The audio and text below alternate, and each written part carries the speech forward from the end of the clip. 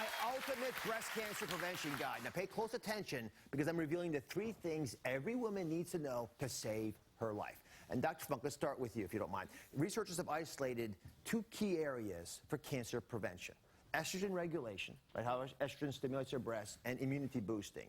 So I'd love to move into the first area, which is food, but if you're okay with it, just break those up for us.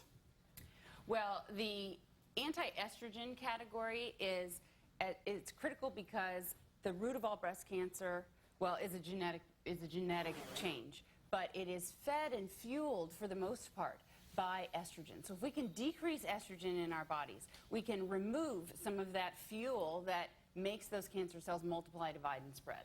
Right. And then the immunity strengthening is obviously making it so that if you do have cancer, your immune system is saying, hey, wait a minute, I don't want that anymore, I'm taking that out of the picture. And that's what we're talking about right now. How do all of us, whether we've had cancer in the past or not, make sure that we can stay out of the big C word territory.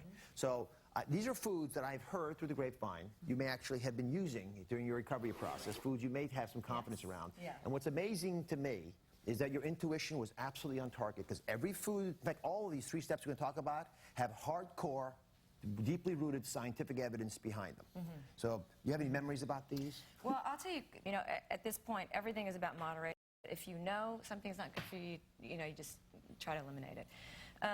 Everything about green leafy vegetables, colorful vegetables in general, and sea vegetables like seaweed or kelp or kale or just green leafy vegetables in general, there's a lower cancer rate in women who follow that sort of dietary measure. And almost any vegetable you get, you can find it in a color. I mean, there's purple cauliflower.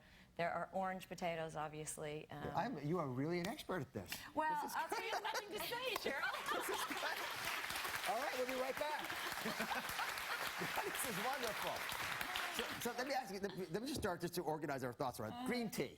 Well, green tea is very high in antioxidants, and that's one of the things when I was going through my treatment. That's why I wanted to do acupuncture and drink the stinky teas, because I felt like anything that was immune boosting was going to help my body to fight and also to incorporate the Western treatment I was going through. So to fortify the body while my cancer treatment was killing the cancer cells and also the good cells. So, green tea is wonderful for that. Well, there's a study just recently that came out looking at green tea and the power that it had over actually reducing the chance of getting breast cancer. If you have 3 cups a day, it reduces the chance of getting breast cancer, not by 5% or 6% or 50%.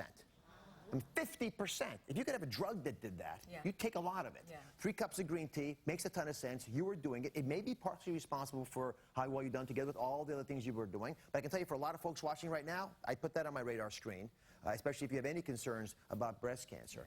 I got a big list, by the way, of these things. I'm going to go through them real quickly. So, Dr. Funk, garlic. It definitely boosts your immune system and has anti-inflammatory properties. So garlic is a great fighter against breast cancer.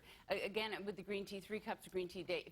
We've got some olive oil. This has some tumor suppression activity, meaning it calms the HER2 receptor down, nothing like the drug Herceptin. However, olive oil does have some properties in that respect. It's a monounsaturated fat. You want to learn what your healthy fats are, like olive, borage, walnut, flaxseed oil. Stay away from the butter, margarine, and lard. Turmeric. And turmeric is part of the curry and ginger family, and that also decreases estrogen in your body and is important. We've got some cruciferous vegetables like Cheryl was talking about, the kale, bok choy, Swiss chard. Those are estrogen binders in your GI tract, along with the fiber involved with the vegetables. We're clear on this. So there are chemicals actually in the leafy green vegetables that bind up estrogen, so reduce the stimulation of the tumor. They also, by the way, detoxify your liver, so you don't have toxins flowing through your body that can irritate cells and turn them into early cancers. So we covered food. We're all clear on food?